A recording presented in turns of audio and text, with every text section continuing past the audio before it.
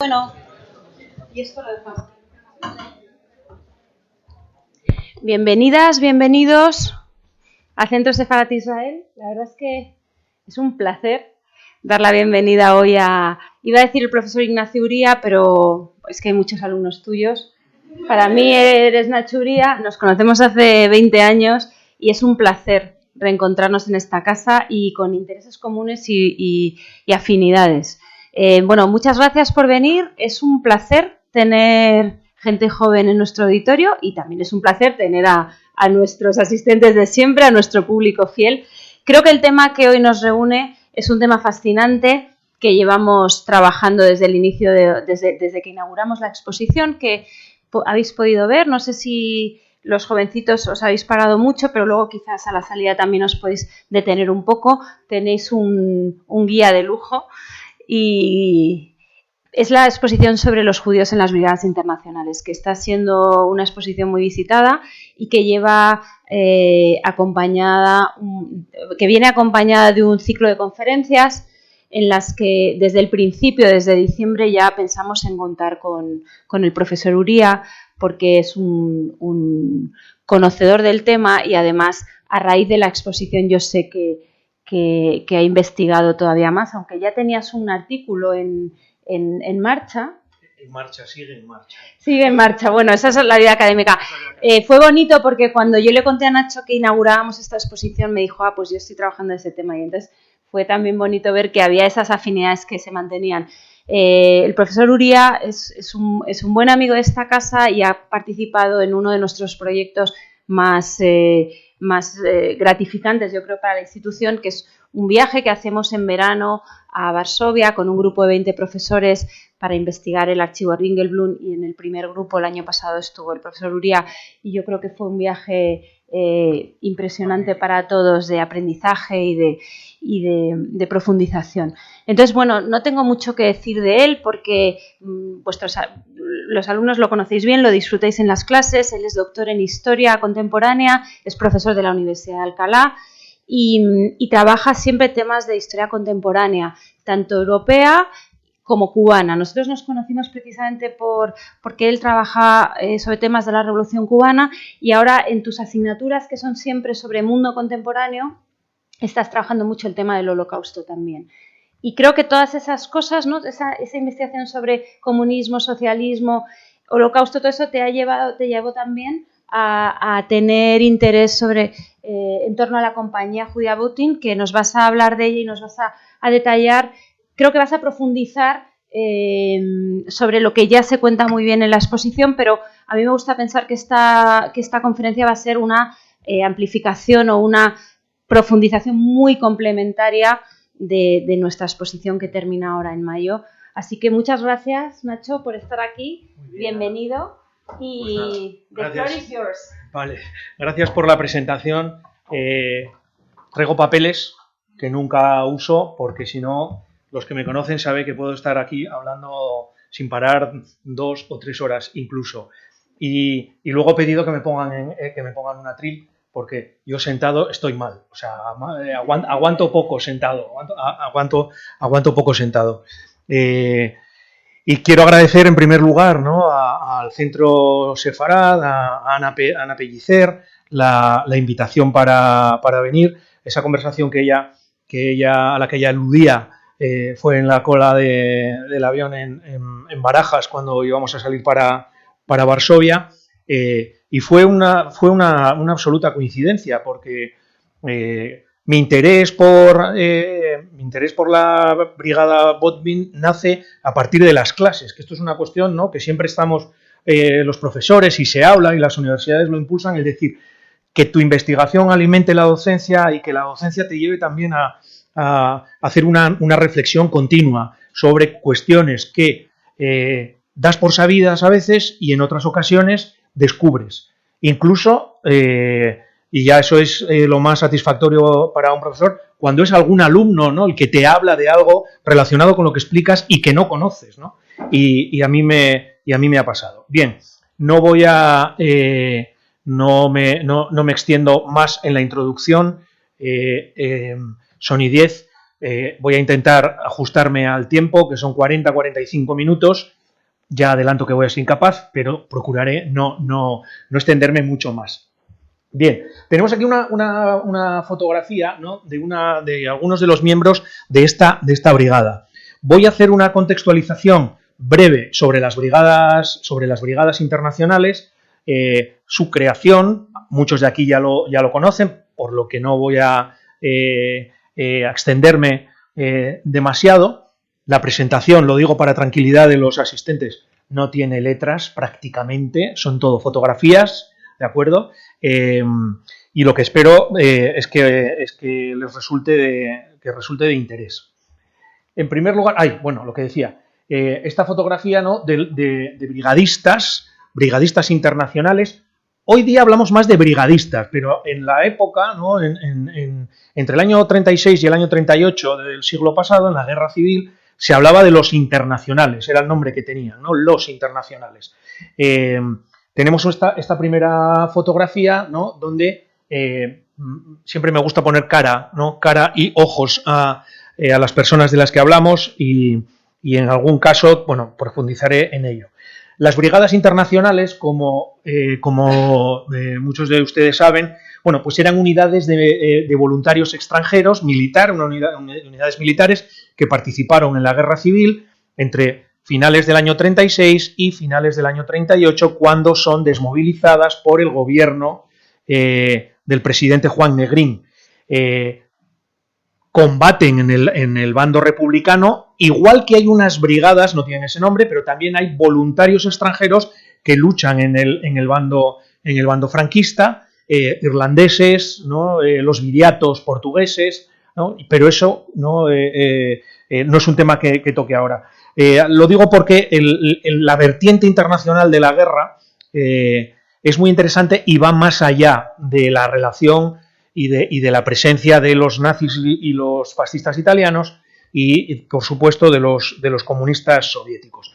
Estas brigadas internacionales, ¿quién las propone? Bueno, pues se crean por una idea, y Francia, voy a hablar bastante de Francia en la presentación, del Partido Comunista Francés, que en una reunión que hay en Moscú, en septiembre del año 36, hablan con los comunistas soviéticos, con Stalin, y con la guerra española recién comenzada, proponen crear un grupo de combatientes internacionales que vayan a apoyar a la República. Evidentemente, todos los partidos comunistas del mundo aceptan, ¿no?, la invitación, no podía ser de otra manera, para respaldar a la democracia española. Esa democracia española, aquí tendríamos mucho que hablar acerca de...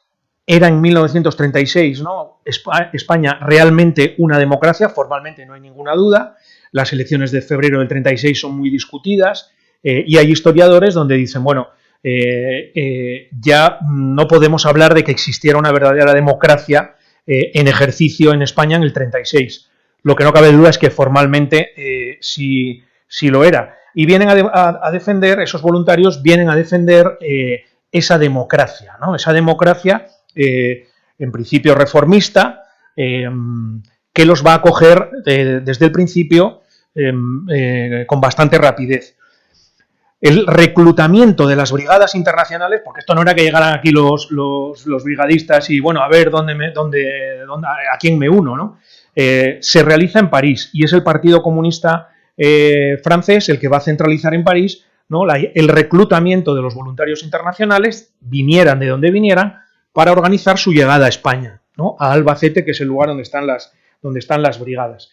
Se dan casos curiosos, ¿no?, como que las brigadas empiezan a llegar, los brigadistas, los internacionales empiezan a llegar antes de que el gobierno español las autorice, ¿de acuerdo? En septiembre empiezan a llegar internacionales a Albacete, pero todavía pasará un mes hasta que el gobierno de Francisco Largo Caballero, el gobierno mayoritariamente socialista, ¿no?, de ese momento, pues los reciba a estos brigadistas internacionales.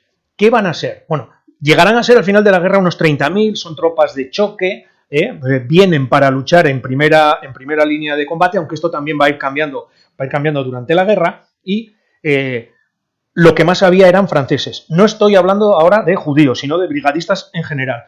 Había unos 9.000 franceses, de esos 30.000 las cifras varían, se habla hasta 50.000, otros lo dejan en 20.000, la cifra más real hoy día parece ser alrededor de 30.000. Había polacos, unos 3.000 polacos, unos 3.000 italianos, 1.500 norteamericanos, ¿de acuerdo? Y las brigadas eran nacionales, iban por países. Estaban los del Abraham Lincoln, que eran los estadounidenses, ¿vale? Los de la Talman, que eran germánicos, bueno, eran alemanes y austriacos. Si lo vemos como desde el punto de vista nacional, no decimos, bueno, no había más que países. ¿Qué sucede? Que si hacemos un análisis de la composición de los brigadistas, después de los 9.000 franceses, lo que más había eran judíos, porque se calcula que había entre 6.000 y 8.000 judíos, ¿vale? Voy a contar un poco, porque no podemos englobarlos todos de la misma manera y considerarlos a todos iguales, ¿vale? Por tanto, era el segundo grupo mayoritario dentro de las brigadas internacionales. Y claro, hay que tener en cuenta, ¿no? Ellos vienen, ¿no? Para mañana al mundo, hoy España, ¿vale? Y esto también va a impactar mucho en el movimiento sionista, como lo vamos a ver. Claro, segundo contingente humano por número, ¿vale?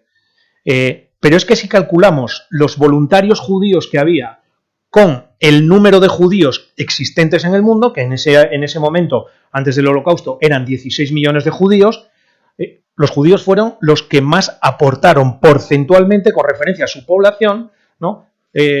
Casi medio punto, 0,47% de los judíos del mundo estuvieron en España combatiendo, ¿vale? Por detrás de ellos iban los húngaros, que no llegaban al 0,3, al 0,30. Sobre todo, ¿de dónde? Vinieron muchísimos polacos, vinieron también estadounidenses, franceses, húngaros, ¿no? En distinto número, pero polacos alrededor de 2.000, 2.500, porque la brigada Botwin va a ser sobre todo una brigada de polacos y de ucranianos. Aquí tenemos que tener en cuenta la variación de las fronteras, ¿no? Que hablamos ahora de ucranianos cuando en realidad originalmente eran polacos, ¿vale? ¿Qué sucede? Que hablemos de judíos en las brigadas internacionales no quiere decir que estos judíos tuvieran una unidad, porque no había ni unidad cultural ni unidad lingüística, no hablaban todos el mismo idioma y tampoco por origen. Sí es cierto que había dos grupos, ¿no? Que destacaban sobre los demás, que eran los askenazíes, los centroeuropeos, los judíos centroeuropeos, askenazíes polacos, ucranianos, los del antiguo imperio ruso, letones, lituanos, los de los bálticos, polacos, ucranianos, bielorrusos, ¿de acuerdo? Y luego estaban los germánicos, ¿no? Los que eran judíos alemanes o judíos austriacos. Estos dos grupos entre sí compartían características comunes, pero no equivale a que judíos de todos los orígenes estuvieran dentro de la brigada Botwin. ¿Cómo eran estos brigadistas? Bueno, pues eran antifascistas, eran comunistas o socialistas, sobre todo, antifranquistas en la medida que los franquistas recibían el apoyo de Hitler y de Mussolini, y muy idealistas. O sea, venían aquí dispuestos a morir, a matar también, pero venían dispuestos a morir por sus ideas. Y eso les creó problemas, ¿no? En general a los internacionales, pero también a los judíos, porque veían que había muy poca conciencia política dentro de los republicanos españoles, ¿no? Decían, pero bueno, estos españoles que rechazan la Tercera Internacional, que rechazan el comunismo soviético, ¿esto cómo es posible? Claro, es que dentro de los republicanos había comunistas, que no eran mayoritarios, había socialistas, pero había republicanos reformistas, todos los que seguían, ¿no? Al presidente Azaña, por ejemplo. Y otra cosa que querían hacer, además de luchar por la democracia y por la libertad, era demostrar su valentía y desmontar en España, ¿no? El antisemitismo que ellos recordaban y que había ido transmitiéndose de generación en generación desde la expulsión en el siglo XV. Tengo un testimonio muy interesante, ¿no? de un miembro del batallón Dąbrowski polaco que se llamaba Shmuel Stamler, que nos cuenta, ¿no? El tema del antijudaísmo. Un soldado español que servía en mi unidad me dijo, antes de la guerra, yo pensaba que todos los judíos eran mercaderes y ladrones y que envenenaban el agua. Y ahora, claro, estos son los tópicos que son heredados, reforzados también por la cultura cristiana, ¿no? Europea. Y ahora he visto, le dice este español a Stammler, que los voluntarios judíos luchan por la libertad hombro con los soldados españoles y estoy orgulloso de que sean nuestros compañeros. Este era uno de los objetivos también, ¿no? Y voy a leer después un testimonio también que es conmovedor, ¿no? Acerca de esta misma idea, ¿de acuerdo? ¿Qué va a suceder? Que con los internacionales progresivamente, los oficiales del Ejército Popular Republicano Español los van a ir viendo, ¿vale? Los van a ir viendo como un cuerpo extraño a los internacionales y también, ¿no? a la unidad judía en el poco tiempo que estuvo. ¿Por qué? Porque empiezan a desconfiar de ellos. Empiezan a desconfiar de ellos porque algunos critican duramente la organización del ejército español, por una parte. En otros casos hay delaciones por parte de los internacionales de republicanos que no son comunistas, ¿vale? Y también en lo ideológico tenían los internacionales una formación en general ideológica mucho más profunda que la de los propios soldados españoles, entre los que había gente de todo tipo según te hubiera pillado, ¿no? La guerra en un bando u otro, ¿vale? Bien, ¿cómo reaccionó la comunidad judía internacional a grandes rasgos ante el comienzo de la guerra civil española? Bueno, en general podemos decir que lo que vienen estos internacionales y particularmente los judíos, ¿no? Como consideran a España un baluarte de la libertad y una antesala de una gran matanza que ellos empiezan a hablar de ella, estos judíos que ya están viviendo la persecución en Alemania, ¿no? Y las leyes raciales poco tiempo después, ¿vale? Y que la guerra de España es una causa de la humanidad. Entonces, estos judíos que son fundamentalmente judíos de izquierda, unos sionistas y otros no, que también lo voy a ver, en España vienen sobre todo a luchar contra el fascismo y contra el nazismo. También contra Franco, en la medida que Franco está asociado a esos poderes, ¿no? Y a esas naciones. Pero es una antesala, es una lucha que quieren dar, ¿no? Contra estos totalitarismos. Y hay también, ¿no? Dentro de la propaganda que se da entre los comunistas judíos europeos, la Asociación de Ayuda de Víctimas del Fascismo y del Antisemitismo decía específicamente, comillas, en España se libra una guerra de la clase obrera contra la reacción. Esto es importante, es la clase obrera, contra el fascismo antisemita, ¿vale? Y contra el peligro de una matanza mundial. Es decir, son los obreros que están luchando contra el fascismo que es antisemita, y aquí es el fascismo y el nazismo. Esto en principio dentro de la intelectualidad judía, el mundo de la universidad, de los medios de prensa, en Estados Unidos, en Gran Bretaña, en Europa occidental, porque en Palestina va a ser distinto, va a haber variaciones. El mundo financiero judío, al principio ve con simpatía, ¿no? el movimiento republicano cuando llega a España en el 31, pero claro, ya para el 36 las cosas han ido cambiando bastante. Y ya cuando estalla la guerra, esos grandes magnates de los que siempre se habla, ¿no? Con inversiones en España, ¿no? Los Rothschild son los más conocidos, pasan de estar a la expectativa a ver qué ocurre, a tener miedo de que, hombre, es que como gane el ejército republicano, que está siendo ya colonizado por el Partido Comunista, por los soviéticos y por Stalin, aquí va a haber una dictadura. Este es el pensamiento que hay también entre el mundo financiero y el mundo conservador europeo, occidental en general, pero también el judío. Hay miedo de una revolución stalinista, ¿vale? ¿Qué va a pasar en... bueno, esta es una de las fotografías, ¿no? de estas primeras milicias, de los alemanes, de los que hablaba antes, del grupo germánico. ¿Qué va a pasar en el movimiento sionista? Que ya está en marcha, ¿no? El movimiento sionista ya ha habido, había habido dos aliás, había habido 2 retornos de judíos a Palestina, el cuerpo doctrinal del sionismo ya estaba cuajado, ya existía la agencia judía mundial, pero ¿cómo se va a vivir la guerra de España entre los judíos sionistas y entre los judíos sionistas de Palestina? Bueno, pues aquí va a haber una división. Y esto es un primer elemento, o sea, que es importante, porque el ala izquierda, ¿no?, que es nacionalista y que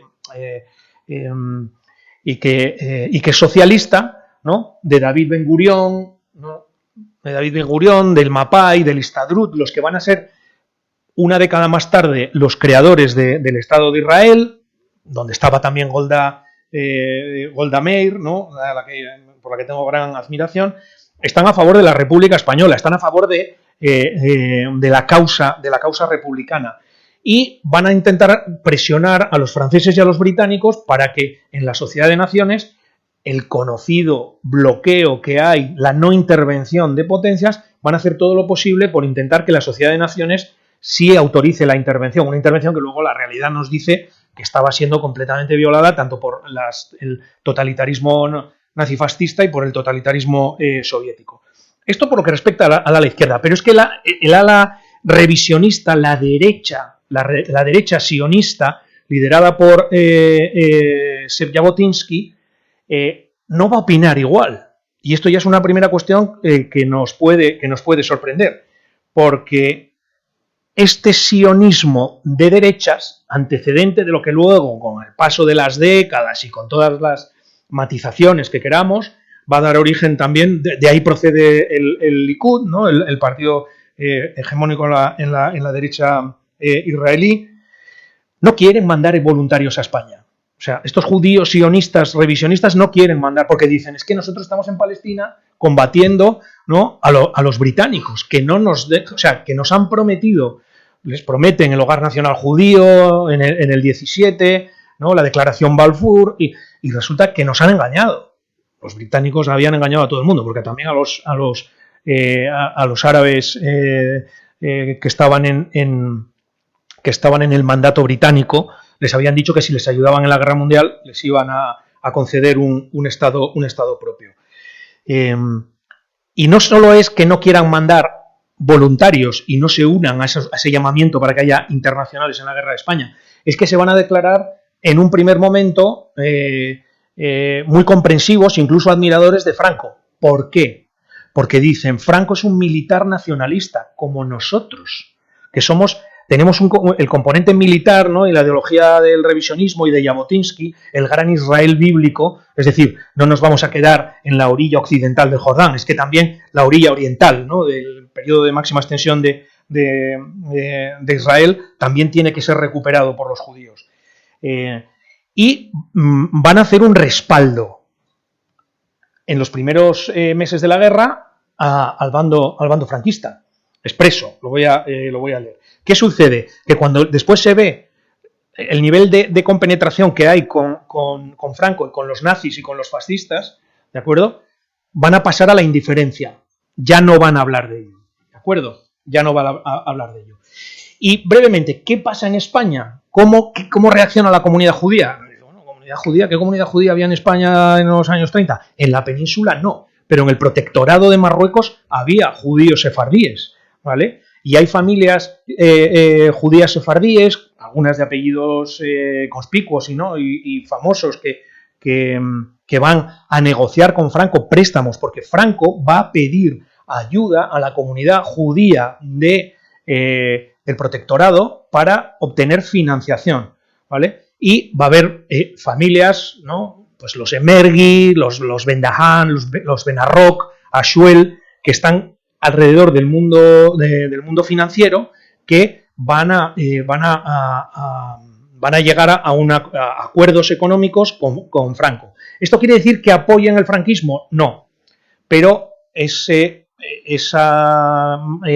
magnífico sexto sentido que tienen de nosotros tenemos que poner una vela a Dios y otra al diablo, o sea, el ejército de Franco tiene una raíz muy poderosa en el protectorado, se conocen, ¿no?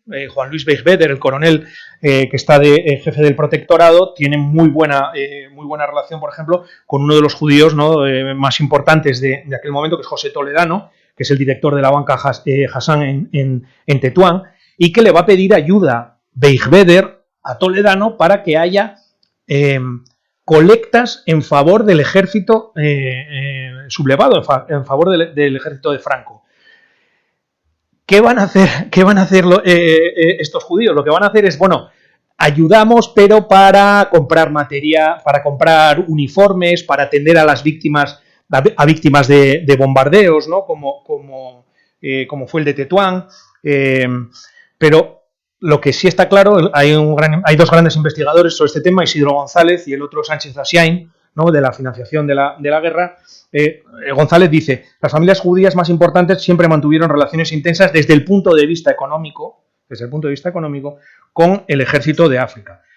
Y el hecho de que, por ejemplo, la compañía Shell norteamericana, que tenía contratos con la República para surtir de gasolina al ejército republicano, va a haber un judío que se llama Jacobo Salama, que está en el protectorado como representante de Shell, que va a conseguir que haya barcos que estaban comprometidos con la República que vayan a surtir al ejército nacional. Porque Salama, en el año 37, al principio, a su comunidad en Tetuán le dice: Franco va a ganar la guerra. Tenemos que posicionarnos de un modo en el que podamos luego exhibir, si no un apoyo intelectual, que no lo van a dar, al menos sí una colaboración económica. Es cierto que hay colectas entre los judíos del protectorado, de Ceuta, de Melilla, de Tetuán, ¿no? De Tánger, que son obligatorias, que el ejército franquista les obliga, ¿no? En Ceuta les obligan a dar casi 1 millón de pesetas, en Tetuán medio millón, y esto va a ser aprovechado por uno de los mayores antisemitas del ejército franquista, que es Gonzalo Queipo de Llano, que está en Sevilla, ¿no? Que tiene sus famosas intervenciones radiofónicas que son terroríficas, ¿no? Antisemitas al máximo, ¿no? y de una tremenda dureza contra los judíos. ¿Qué es lo que va a hacer Franco? Franco, en primer lugar, le va a hablar directamente con Queipo de Llano para obligarle a que deje de insultar a los judíos, porque Franco en ese momento está negociando préstamos con la banca judía, con la banca Hassan, entre otras, con la banca judía. Y Franco escribe directamente al Consejo Comunal Israelí de Tetuán pidiéndoles que no tengan en cuenta a Queipo de Llano, al general Queipo de Llano, porque el que está al frente de la guerra y del bando nacional es él, ¿vale? Pero porque está negociando esas ayudas. Con lo cual, bueno, vemos que en este caso hay un sí pero no, un apoyo porque si venían militares del ejército franquista diciendo que querían préstamos y que dices, bueno, a ver quién se niega también a esto, ¿no? Y por otra parte, nos puede ayudar, ¿no? En el día de mañana si vence. Bien, hay aquí una declaración de un telegrama a los obreros españoles de Archibald Arzi, que está publicado en el diario Dabar. Este es un periódico posterior del año 48, pero no he encontrado ninguno del 36 para traerlo, y donde este grupo de obreros sionistas en Israel, en Palestina entonces, dice: desde las trincheras en que defendemos al sionismo socialista contra los ataques de las fuerzas reaccionarias, enviamos este ferviente saludo fraternal al proletariado español, que forja con su sangre el camino hacia el futuro del socialismo, el mismo socialismo que ellos estaban intentando construir en los kibbutz, ¿no? en las granjas comunales. La necesidad de la hora es una acción unida inmediata, ¿no? Dice este sionismo socialista obrero, una acción inmediata por parte del proletariado mediante todas sus organizaciones internacionales para ayudar a los trabajadores de España. Esto es un poco lo que es más conocido. Pero ¿qué ocurre? Que luego tenemos, ¿no?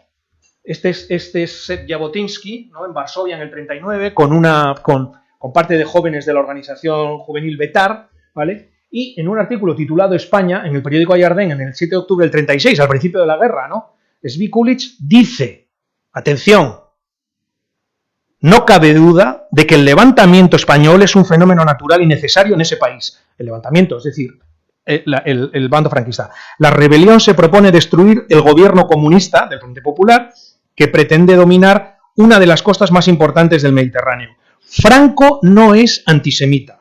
Algunos judíos han sufrido sin duda a manos de los franquistas, pero esos judíos son comunistas, están sufriendo por comunistas, no por judíos, ¿vale? Y esta también la línea de defensa que luego mantendrá el franquismo. No solo todo español honesto, sino también todo sionista honesto, debe desearles a ellos, a los sublevados, la victoria absoluta, ¿vale? Esta división que hay dentro del sionismo. Esto evolucionará, ¿de acuerdo? Jabotinsky morirá poco tiempo después, en el 39, ¿vale? Según va avanzando la guerra. ¿Qué es lo que va a ocurrir? Bueno, pues que el idealismo inicial de las brigadas, de estos internacionales, se va a ir diluyendo. ¿Por qué? Bueno, porque hay problemas internos entre los republicanos, hay luchas entre los trotskistas y los anarquistas que se enfrentan en Barcelona año 37, ven que tienen una falta de conciencia política, ¿vale? Que no están peleando por un ideal, ¿no? Que lo que tienen es una profunda ignorancia ideológica. Y lo más incomprensible, también para los internacionales judíos, es que estos españoles, la mayoría no se identifican con la internacional comunista, ni con el internacionalismo, ¿vale? Cuando se ve que hay una guerra en la izquierda republicana, hay una guerra civil dentro de la guerra civil en la izquierda, claro, esto va a suponer un shock tremendo, ¿no? Y un comandante judío, un comunista francés cercano al secretario general de la Internacional Comunista y también inspector general de las brigadas, bueno, un comandante que llamado Vital Gaiman señalaba, ¿no? La diferencia entre el trato a las brigadas internacionales y a las tropas españolas justificaba una opinión que se fue extendiendo entre los internacionales, porque progresivamente los internacionales también van perdiendo crédito, ¿no? Estos internacionales eran tratados como una legión extranjera, es decir, como mercenarios. La población empieza a verles como mercenarios, no solo a los judíos, sino a los internacionales en general. Y atención, lo importante, sirve para ser sacrificada sin que se tenga ningún miramiento con ella. ¿De acuerdo? Dicen, es que estamos siendo... O sea, resulta que aquí los internacionales, que somos una fuerza de choque, de combate, encima nos están viendo como carne de cañón, ¿vale? Y esto se ve en una película que, si no la han visto, se la recomiendo, de Ken Loach, Tierra y Libertad, ¿no? Los veteranos de la sala probablemente la hayan visto y los más jóvenes tendrán que verla el año que viene, ¿no? En la asignatura de política exterior en la política exterior de España. Bien. Bueno, y aquí les presento, ¿no?, a un grupo nutrido de los primeros miembros de la brigada Botvinnik, que ya voy a entrar en ella 20 minutos después, ¿de acuerdo? Estando en Extremadura, porque ellos van a luchar en Extremadura, en el frente extremeño, luego en Belchite y al final en la batalla del Ebro. ¿Cuándo se crea la compañía? Se crea en diciembre del 37, a finales de diciembre del 37, y al principio con 80 hombres. Había hombres y había mujeres, en una proporción de un cuarto mujeres y 3/4 partes hombres, ¿no? Sobre todo, ¿qué eran? Eran askenazíes centroeuropeos, sobre todo, askenazíes centroeuropeos, menores de 30 años, con mayoría de polacos y de ucranianos, aunque también había franceses. Van a luchar en la 13, en lo que se conoce como la Brigada Dombrowski, que dentro de ella tenía el batallón Palafox, y dentro del batallón Palafox, ¿no?, un poco de historia militar, está la compañía, lo que va a ser la compañía Botvinnik, segunda compañía en principio, que no tenía nombre. Van a luchar, o sea, con el batallón Palafox es con lo que se pasa a la historia, la Botvinnik, ¿no? Aquí tenemos, ¿no?, la bandera que voy a comentar. Y sus dos primeros oficiales van a ser, bueno, son polacos, son judíos polacos. Está Karol Gutman, que es un judío polaco que va a ser el capitán militar, y luego el comisario político, que es Gerson Duabogen, que tendrá también un papel importante. Que este Gerson Duabogen pertenece a Polaei Sion, que es un partido sionista. ¿Por qué se llama Botvinnik, ¿no? ¿Por qué tiene este nombre? Bueno, pues tiene este nombre por este señor. Isaac Naftali Botvin, ¿vale? Ucraniano hoy, entonces polaco, que nace en 1905 y muere en 1925. Era un judío pobre de Leópolis, que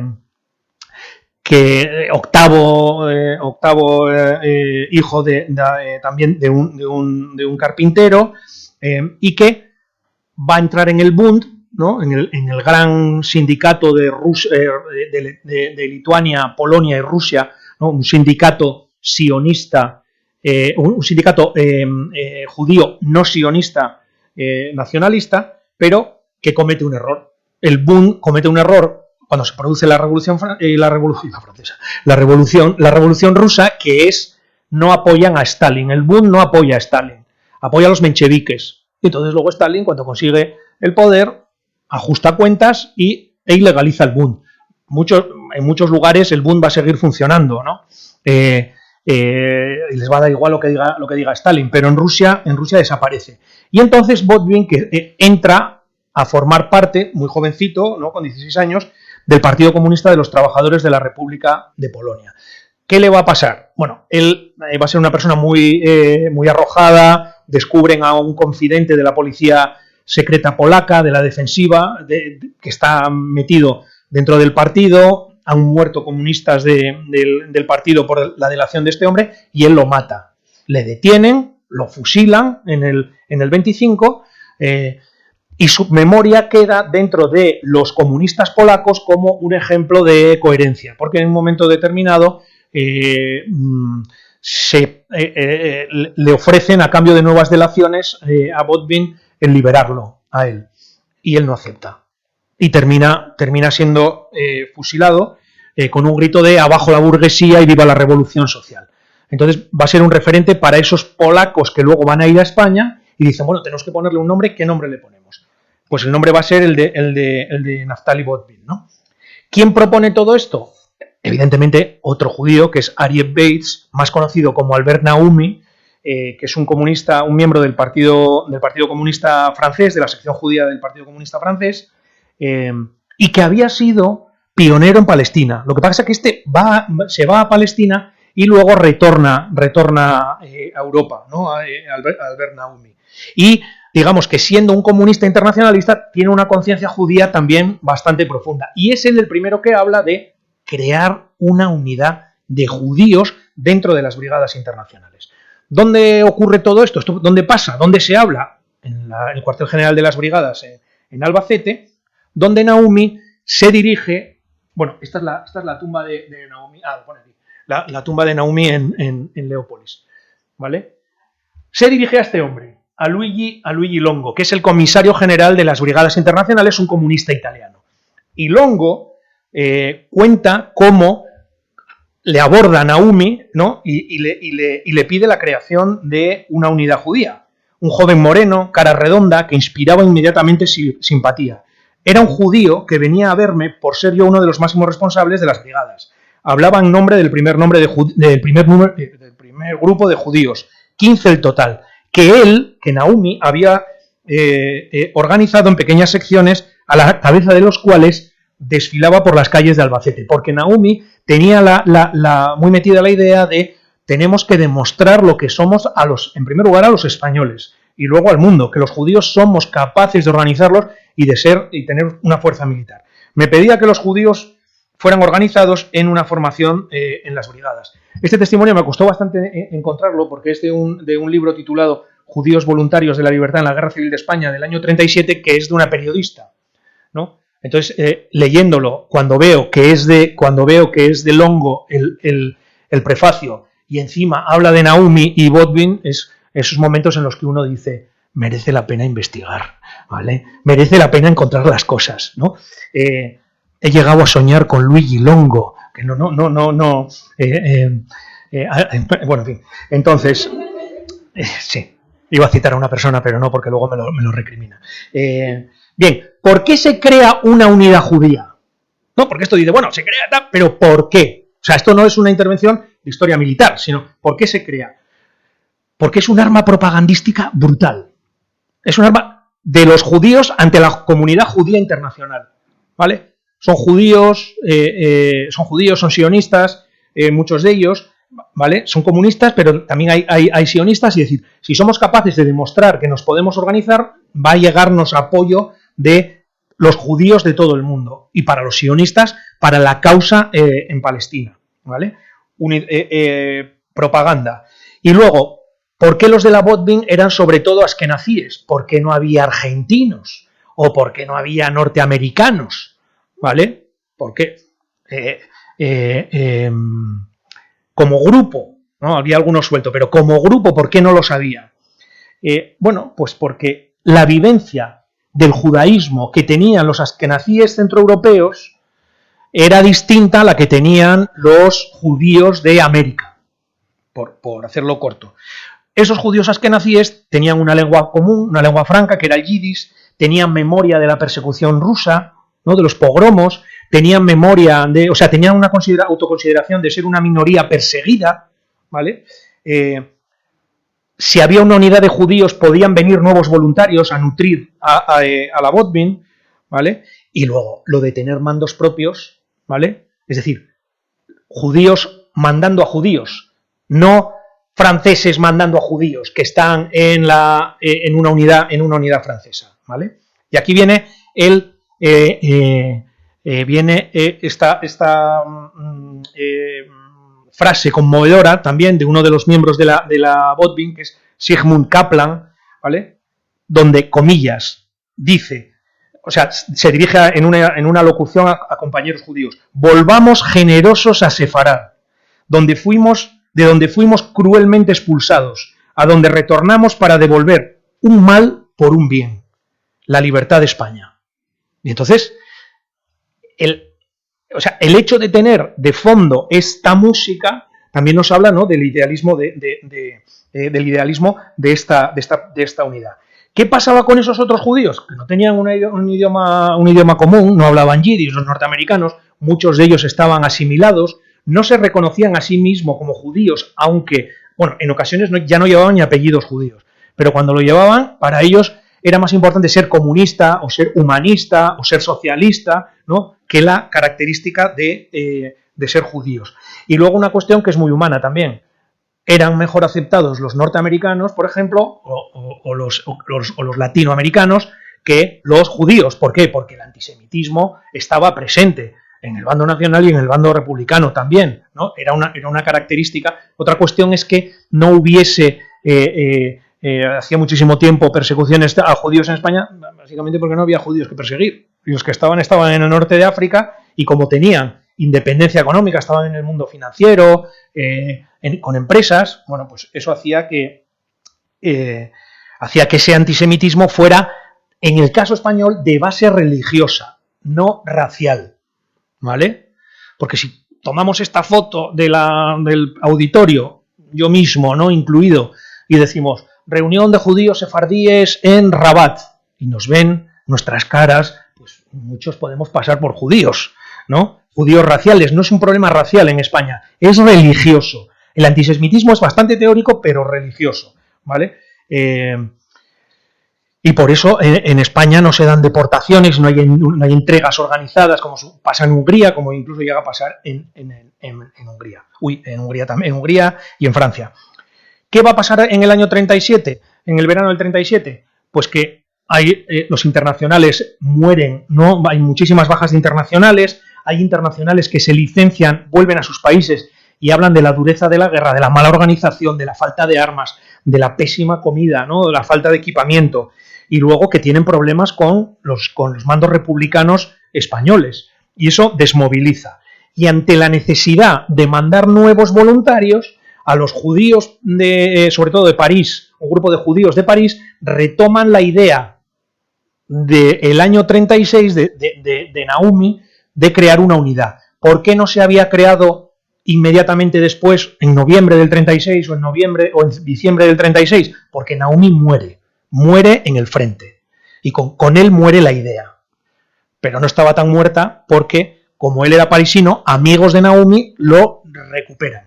Y entonces van a Kaminsky, que es otro judío del PC. Kaminsky se va Jacques Kaminsky se va a Albacete para exponer esta idea. ¿A quién?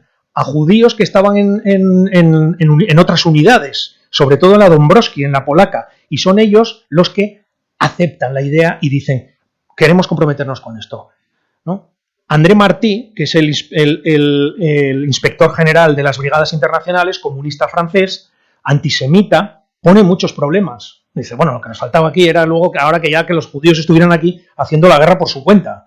No, con mandos no. Pero es Galo, ¿vale? Es este hombre el que lo termina de convencer. Y el 12 de diciembre del 37 se crea la unidad Botvinnik. ¿Cómo? Nos lo cuenta.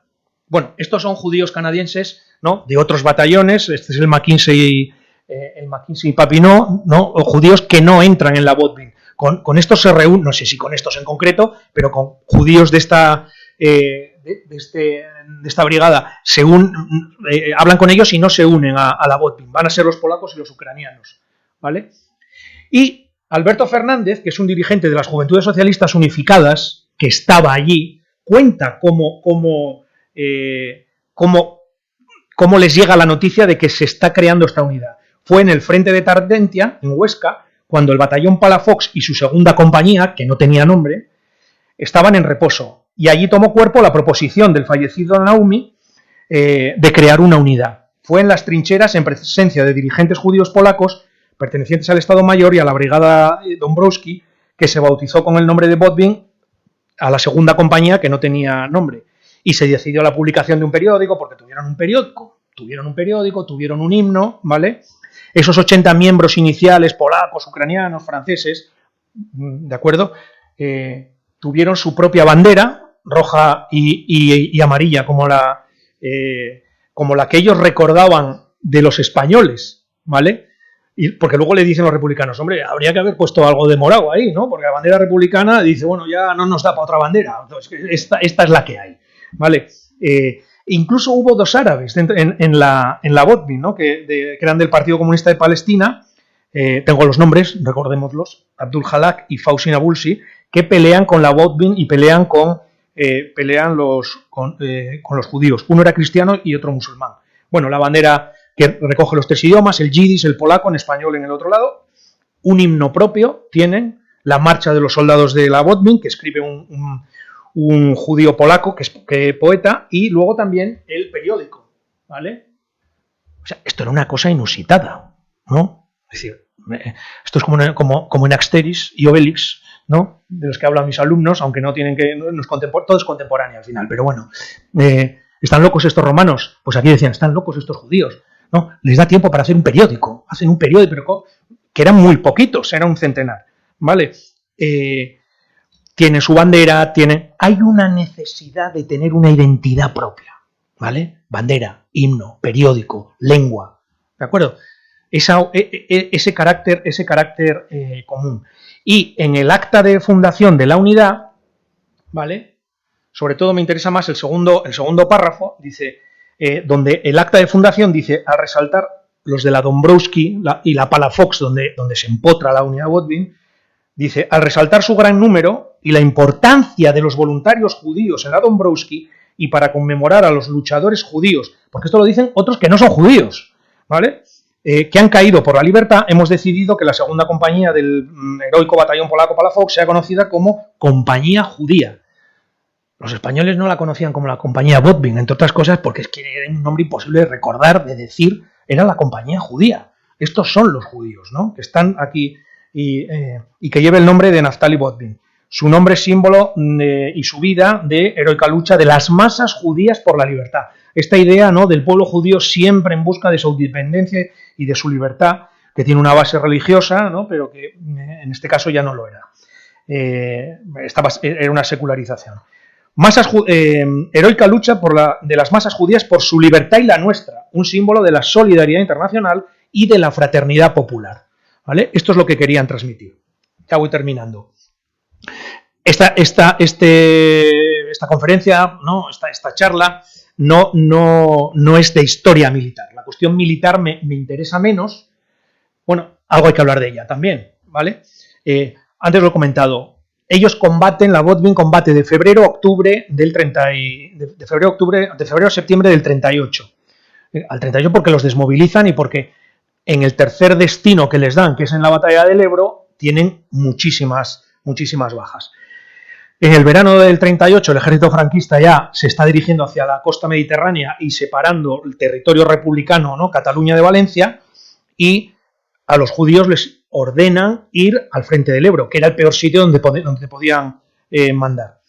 Y uno de los brigadistas de aquella época, Jacob Luri, cuenta lo que sucedió esos días, ¿no? Esos días que están ya en el frente del Ebro, terminando con su misión en España. Allí fueron masacrados la mayoría de nuestros compañeros judíos, de las dos compañías Botvinnik, la regular y la de reserva. Tan solo quedaron con vida después de la batalla del Ebro los que habían sido heridos. Todos los demás cayeron en combate o fueron asesinados tras ser hechos prisioneros.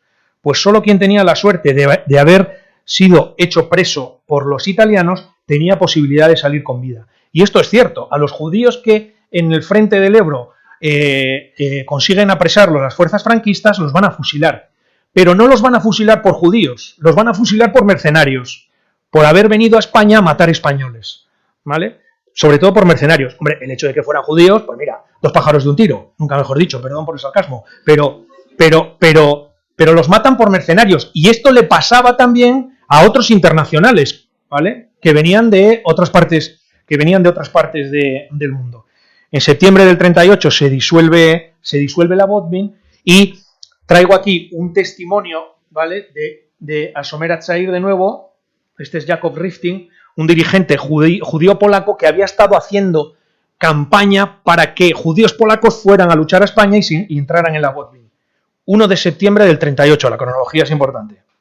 1 de septiembre. Ya no tenemos tiempo ni capacidad de ocuparnos a diario de lo que ocurre en los frentes españoles. Nosotros también estamos defendiéndonos en las trincheras. Perdemos gente cada día. Está hablando de Israel y está hablando de lo que sucede también en España. Perdemos gente cada día y nadie sabe si hemos alcanzado ya la cúspide del terrorismo en Palestina o si lo peor está aún por llegar. Y entonces lo que empiezan a hacer, desvían gente de mandarlos a España a que vayan a Palestina. Esta es de la organización de judíos polacos, ¿no?, también de Betar.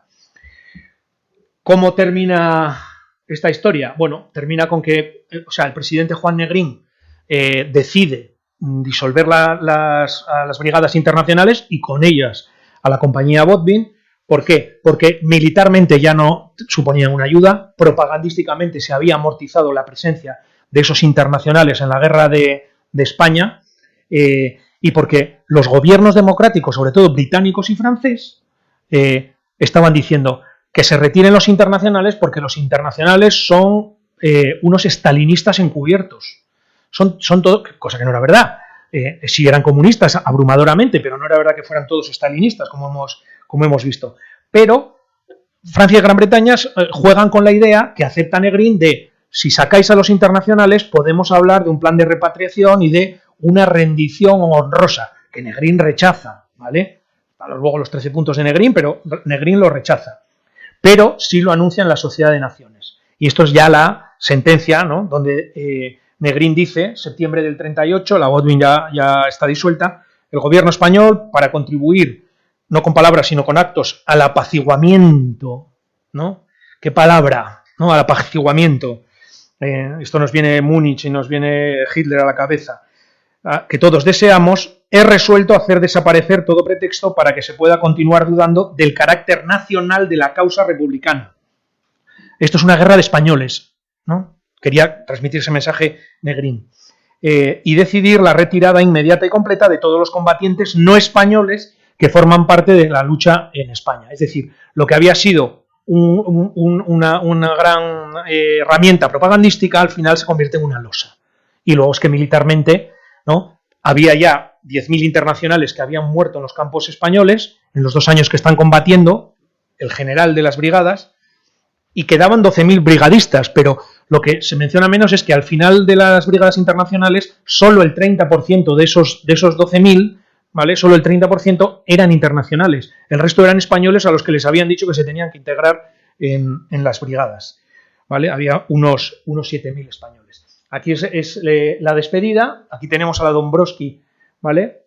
Donde estaba integrada la Botvinc, desfilando en Barcelona el 28 de octubre del 38, cuando ya se van.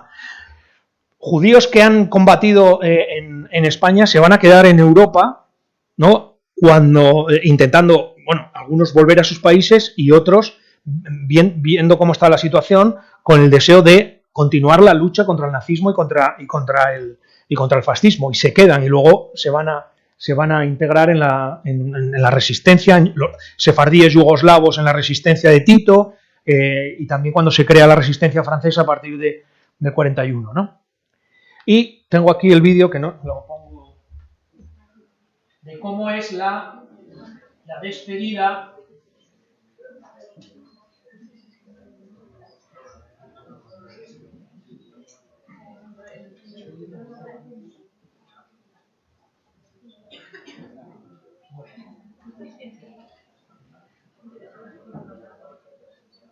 Las brigadas internacionales abandonan la España republicana.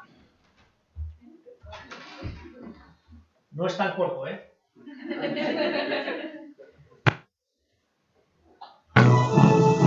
Las brigadas internacionales abandonan España.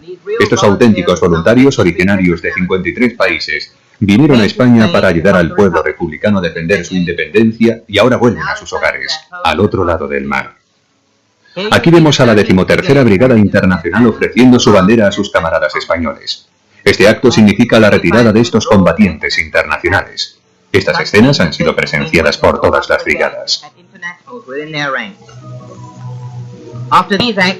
Tras estos actos, el Dr. Negrín, el General Rojo y muchos otros están presentes en este acontecimiento.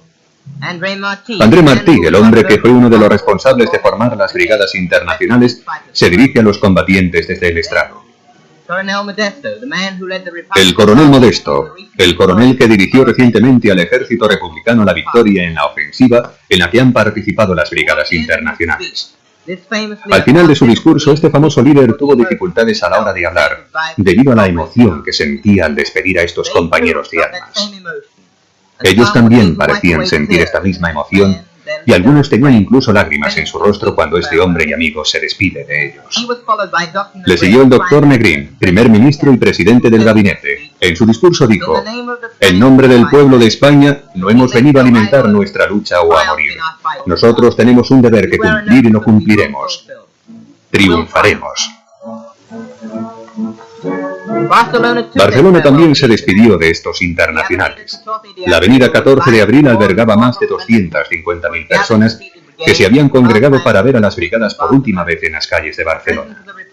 El presidente de la República, Manuel Azaña, el Dr. Negrín, el presidente de las Cortes, Martínez Barrio, el presidente de Cataluña, Luis Companys, ministros del gabinete y diputados de todos los partidos saludaron la marcha de los internacionales dirigidos por las unidades de las fuerzas del mar, tierra y aire.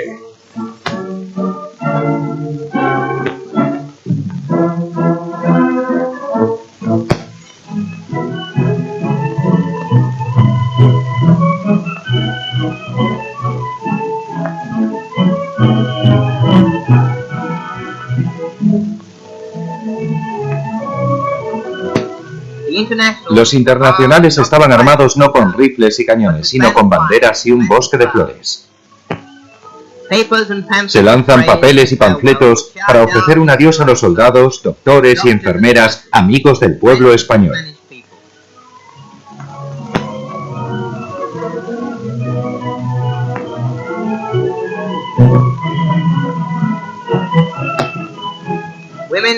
Niños y mujeres corren una y otra vez a abrazarles y darles su tributo final antes de que se vayan de la República Española.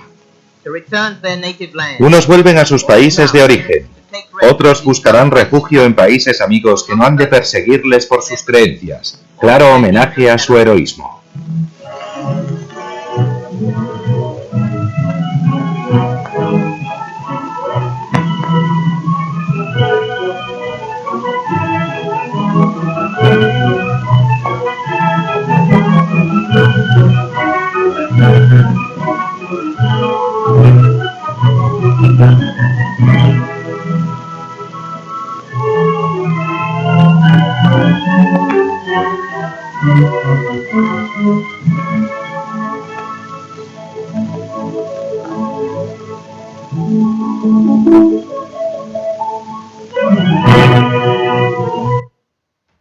Y se acabó. Bueno, nada más. Muchas gracias por la atención, ¿no?, que he percibido desde aquí todo el rato. Y yo ahora estoy a disposición para alguna pregunta que se pueda hacer. Bueno, hay una última diapositiva. Sale la Pasionaria haciendo un homenaje a la Dombrowski, también a los judíos de la Botvin, ya en diciembre del 38. Pero bueno, yo estoy a la orden para responder si sé la respuesta. Gracias.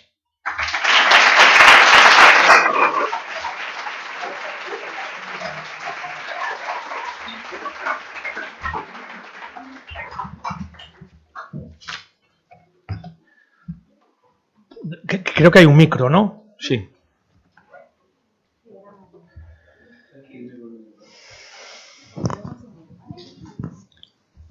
Sí, ¿me oyen?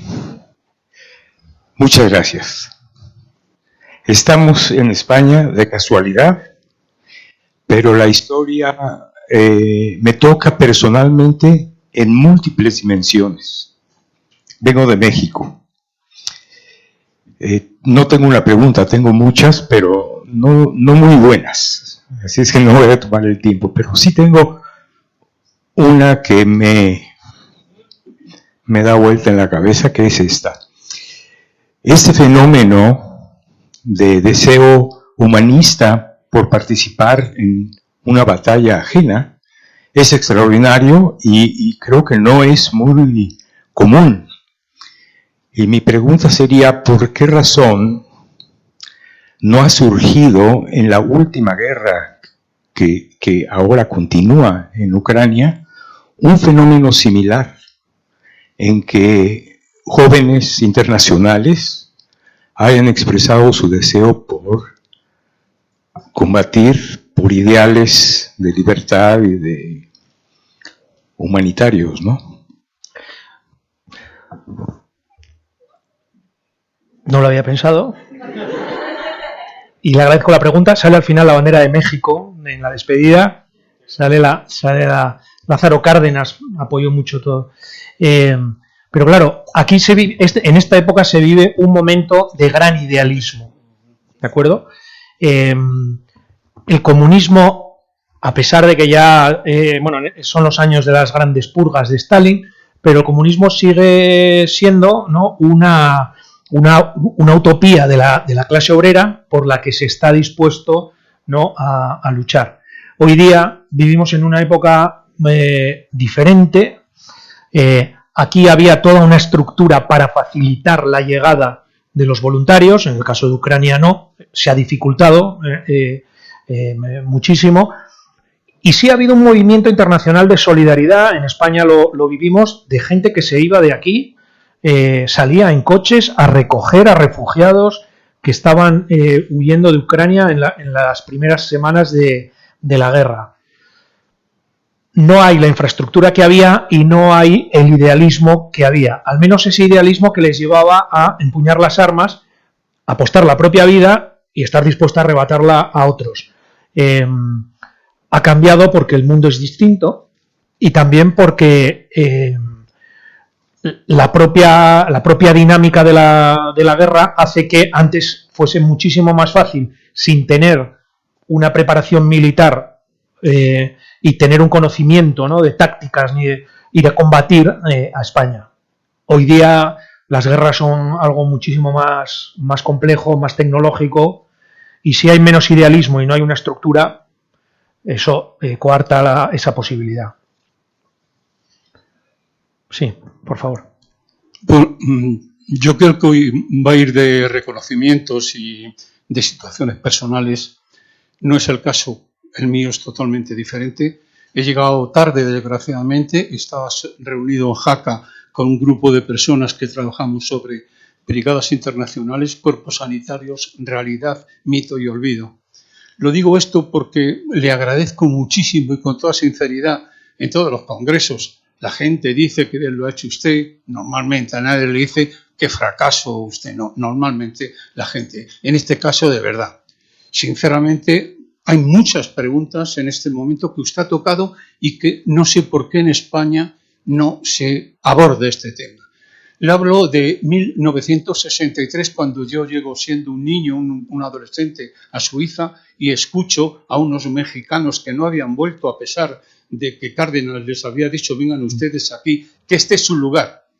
Bien, y se habla de este tema. El tema, mi sorpresa es cuando veo las universidades como puede ser Ginebra o como puede ser, estoy muy atado a Suiza o a Francia, gente que está presentando tesis doctorales sobre el tema de la guerra civil española, dan generalidades que algunas veces mejor no ni hablar del tema. No es crítica, es simplemente realidad.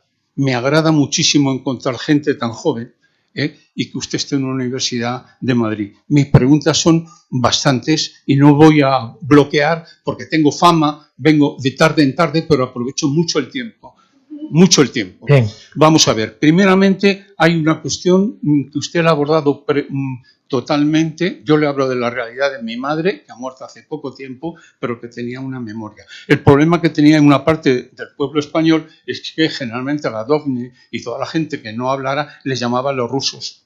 Usted hoy va a Ontenient, aquí hemos venido el otro día hablando del hospital de Ontenient, yo por cuestiones familiares veraneaba al lado de Ontenient y allí se hablaba de las enfermeras rusas, no, hablaban en yiddish, eran casi todas, como usted bien me ha dicho, Ashkenazi, y luego en Israel hay una ciudad, Shafer, hay un pequeño grupo de bisnietos que pertenecen a los que vinieron aquí hace muchísimo tiempo. Una pregunta aquí, que ahora se hace ciertos investigadores a nivel europeo y sobre todo en las universidades, ¿por qué el doctor Juan Negrín, hablando un alemán casi perfecto, porque usted sabe que era un filólogo que hizo su trabajo más importante y su estadio, no denunció cuando aquí en 1936 empiezan a llegar las primeras refugiados suizos que hablan de los campos de concentración nazis que ya están funcionando en Alemania?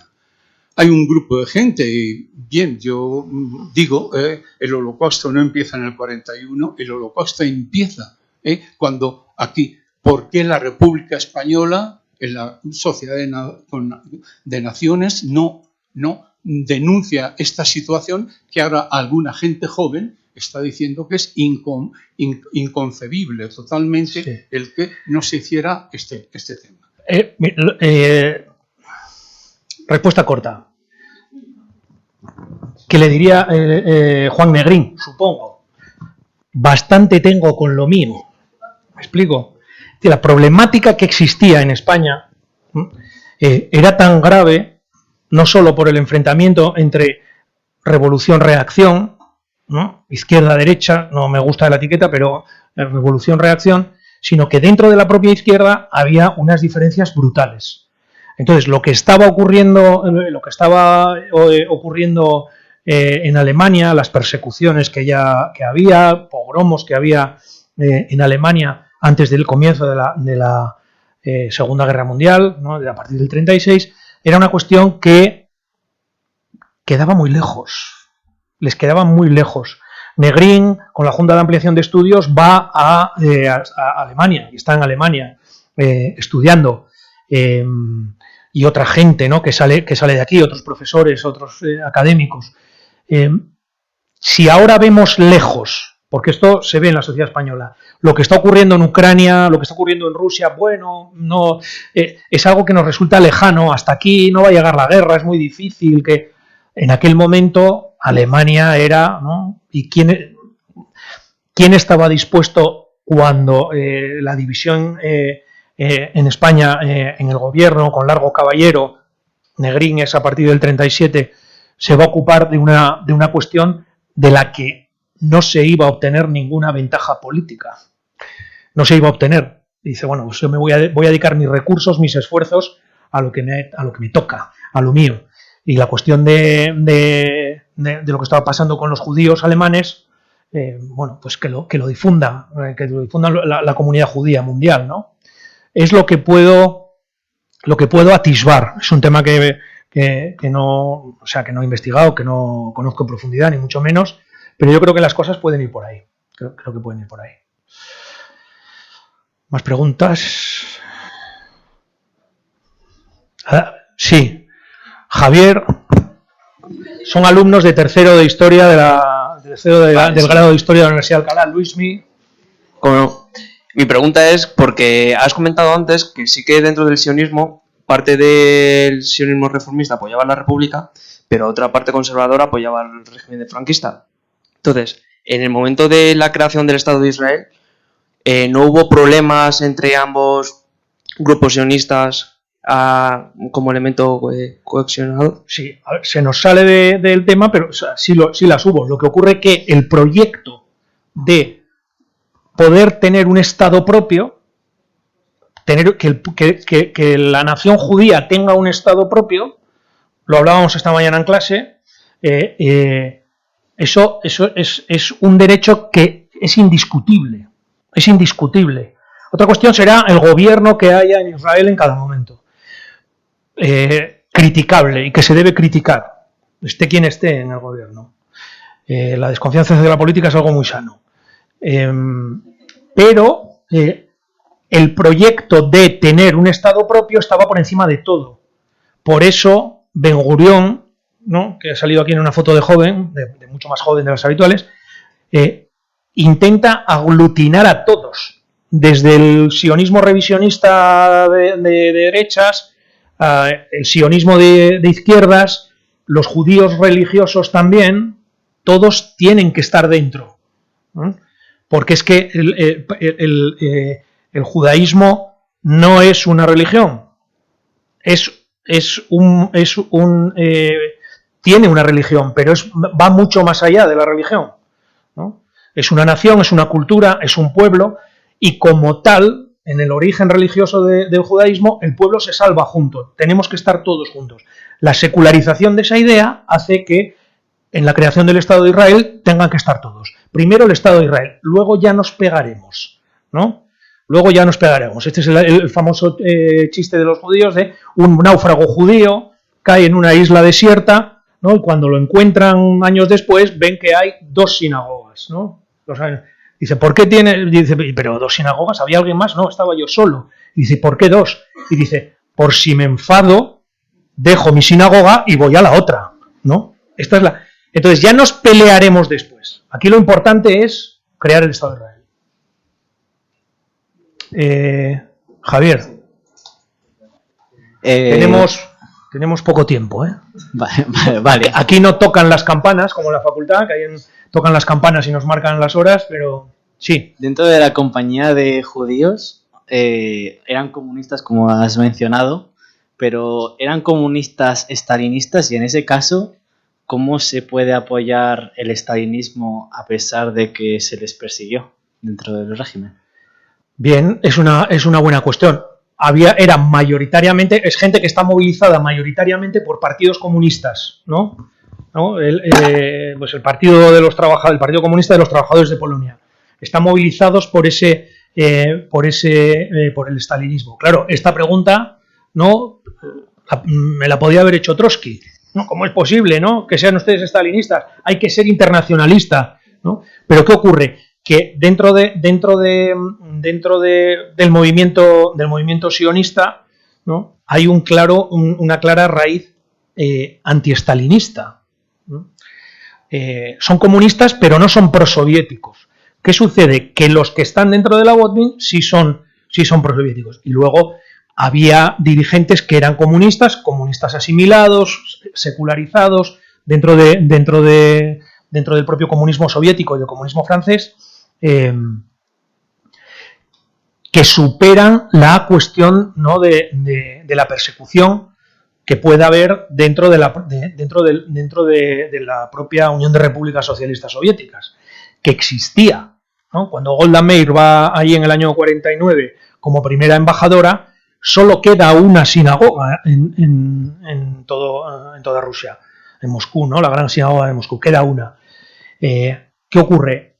El proyecto La Utopía está basada en el socialismo y en el comunismo. no en el judaísmo, salvo para esos sionistas, esos judíos sionistas de izquierda, que son los que van a crear el Estado de Israel alrededor del Mapá y del Histadrut, ¿no?, del sindicato, y que van a gobernar durante décadas. Van a gobernar durante décadas hasta la llegada, si no me equivoco, de Menachem Begin en los 70. Sí, no sé. Sí. No. Es igual, me oyes, Sí, no importa. sí, no. La veo. Bien. Bueno, pues has dicho que que Franco ayudó en el protectorado de Marruecos a un número determinado de judíos a que le ayudaran. Bueno, ¿de qué forma les obligó? ¿De qué forma les obligó? A ver, bueno, Franco, que les ayudó, no. O sea, Franco se mueve por intereses también políticos, necesita financiación y dice, entre muchas puertas a las que llama está la de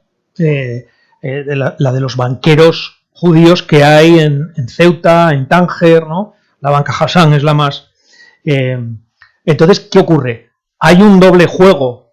Tú me prestas y yo freno a aquellos dentro de mi bando, falangistas, militares del sector que se agrupa alrededor de Queipo de Llano, que son antisemitas. Yo eso lo voy a frenar, pero tú financiame, ¿vale?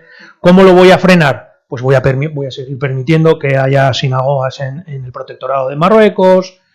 El día que se establezca la España nacional no va a haber ninguna acción directa antisemita contra los sefardíes españoles de Marruecos, y eso es verdad que no, o sea, que no ocurre. Franco se preocupa mucho, ¿no? La oficina de prensa del Generalísimo tenía este nombre. La oficina de prensa del Generalísimo tiene una reunión específica con corresponsales extranjeros en España para desmentir, en Burgos, para desmentir que su régimen vaya a ser antisemita. Es anticomunista, pero no antisemita. Y luego nos llevaría más lejos, también lo hemos visto, esto lo hemos visto en clase, ¿no? Lo explicamos. Claro, cuando hay personajes como Sanz Briz, el ángel de Budapest, que es justo entre las naciones, embajador español, diplomático de máximo rango en Budapest, salva miles de judíos, no lo hace con el permiso expreso de Franco. Pero Madrid sabe que se está salvando la vida a judíos. ¿Lo hace porque Franco tiene una conversión y dice que hay que respetar a todas las religiones? No. 1943, Sanz Briz, 1943, Budapest, miles de judíos salvados. ¿Por qué? Porque la guerra está cambiando. Y Franco dice, ¿y si no gana Hitler, qué pasa? Entonces voy a empezar a tener otras cartas en la mano por si acaso luego poder enseñarlas. Y llega Potsdam y cuando Stalin, Churchill y Truman se reúnen, Churchill dice, a mí Franco no me ha hecho nada, ¿no? Y dice Stalin, a mí la división azul. Dice, ya, pero eso es una cosa tuya. ¿Por qué? Porque eso se está trabajando desde antes, ¿vale? Y porque cuando se va a hacer la operación Antorcha en la guerra del norte de África, que se concentra la fuerza, una parte fundamental de la fuerza invasora en Gibraltar, y Churchill lo dice en la Cámara de los Comunes en el 44, mayo del 44, diciendo, esta gente que se mete con Franco, yo no la entiendo. O sea, esto es real, esto es historia. No la entiendo, porque Franco tuvo a tiro de cañón a 300 aviones aliados en Gibraltar en el año 43 y no hizo nada. Es que tuvo Franco, ya digo, una conversión. No, es la política. Y si no ganan los nazis, ¿qué pasa? Yo tengo que sobrevivir. Sí. A Sanz Briz le autorizaron a hacer 200 pasaportes sefarditas y Sanz Briz sacó a 5.000 judíos porque quiso salvar saltándose las instrucciones que le llegaban de Madrid, que eran 200 sefarditas. Sí. Sacó 5.200 judíos variados. Dio pasaportes familiares, repetía desde pues el 1A, el 1B, ¿no? Ha habido... Sanz Briz es un personaje sobre el que hacen exposiciones también en clase y lo hemos visto. Lo que sucede es que nunca tuvo un permiso expreso, pero en Madrid se sabía lo que estaba haciendo. Y no lo frenan. No lo frenan porque dice, jugándose la vida, porque al final si a Saint-Brid lo detienen, le detienen los nazis, o los propios húngaros, ¿no? De las flechas cruzadas, si lo detienen y muere, pues es que era lo que estaba haciendo. No sabíamos nada, no sabíamos nada, nunca le autorizamos, ¿no? Pero luego, cuando en los años 60 le nombran justo entre las naciones, el gobierno de Franco no le deja. No le deja recogerlo. Y ahora se está diciendo, muy bien lo que has dicho, aquí yo he visto en España diciendo que recogió. No fue a Israel. A mí me lo han preguntado. No fue Israel. Está claro que no fue a Israel. Simplemente. Y luego hay otra cosa que usted ha dicho. Saint-Brid es una persona extraordinaria, ahora que está muy estudiada. Y perdón, porque habrá preguntas muy interesantes. Sí. Pero lo de Saint-Brid hay que dejarlo muy claro, porque es Europa la que está preguntando las cosas que no las ha preguntado en 60 años. Sí. Está casado, su mujer está dentro de una persona que está dentro del establishment franquista. Sí. Que en cierta manera Saint-Brid no dejó nunca hacer con lo que hizo, nunca ser un puesto en Washington. Bueno, estuvo en el Vaticano, fue embajador ante la Santa Sede, que era una embajada de primer nivel para para cualquier país, pero para Franco también. O sea, él estuvo. No todos los embajadores se carteaban con el Papa y el Papa le decía queridísimo hijo, filio, exquisito da miña, quiere decirse que la historia, y perdón, porque es que este es un tema que muchas veces se piensa que Saint-Brid, lógicamente, podía haber otro señor en otro país le habían dado la embajada que le habían dado. Él siguió siendo embajador. Él siguió su carrera y termina en una plaza de primer nivel. Pero bueno, es un tema muy interesante, como usted apunta, ¿no? Y como nos ha dicho también Ana, magnífico. Hay una película, hay una serie incluso, y un justo entre las naciones que no pudo ir a recoger ¿no? Lo recogieron póstumamente, me parece que fue una hija. Muy bien, Ana, es la hora. Yo creo que sí, estaría encantado, ¿no? De seguir aquí hablando con todos, pero como dicen en Tudela, hasta aquí llegó la riada.